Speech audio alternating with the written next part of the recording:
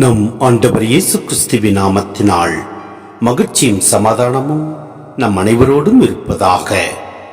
கொலாசியர் 3:12-17 முடிய, நீங்கள் கடவுளால் தேர்ந்து கொள்ளப்பட்டவர்கள், அவரது அன்பிற்குரிய இறை மக்கள்.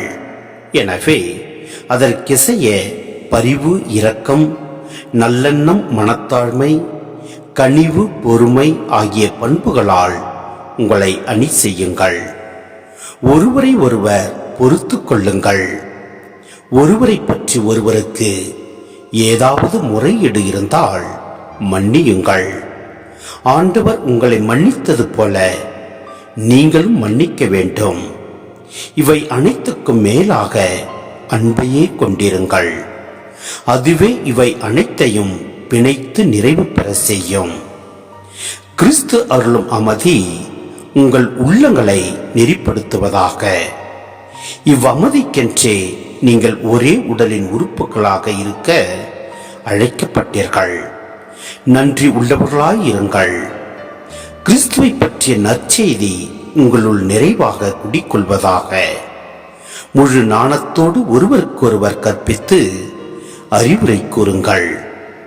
திருப்பாடல்களையும் புகழ்பாக்களையும் ஆவிக்குரிய பாடல்களையும் நன்றியோடு உளமாற பாடி கடவுளை போற்றுங்கள்.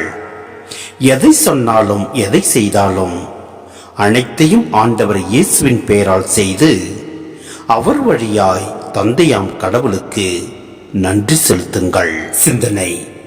இங்கு இடம்பெறும் 6 நற்பண்புகளில் இரக்கம், கனிவு, பொறுமை ஆகிய 3ம் பவுல் கலாத்தியருக்கு எழுதிய திருமுகத்தில் தூய ஆவியின் கனிகளாக குறிப்பிடப்படுகின்றன.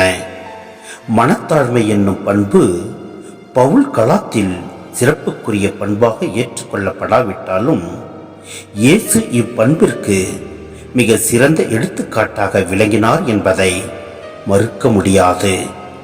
பரிவுள்ளம் என்னும் பண்பு இயேசுக்கு ஏற்றி கூறப்பட்ட நற்குணங்களில் ஒன்று. இறைவனால் தேர்ந்து கொள்ளப்பட்டவர்கள் அவருடைய அன்புக்குரியவர்கள் எப்படி வாழ வேண்டும் என்னும் வழிமுறைகள் இப்பகுதியில் இடம்பெறுகின்றன.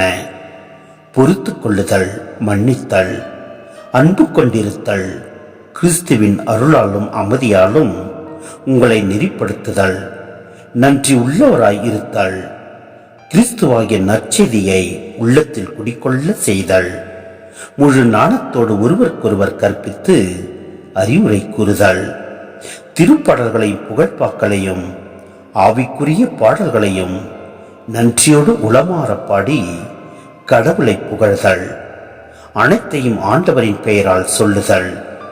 இவை அனைத்தும் இத்தவ காலத்தில் நாம் செய்து அவற்றை தொடர்ந்து நாம் மேற்கொள்கின்ற போது எல்லாம் அல்ல இறைவன் நம்மை நிறைவாய் ஆசீர்வதிப்பார்.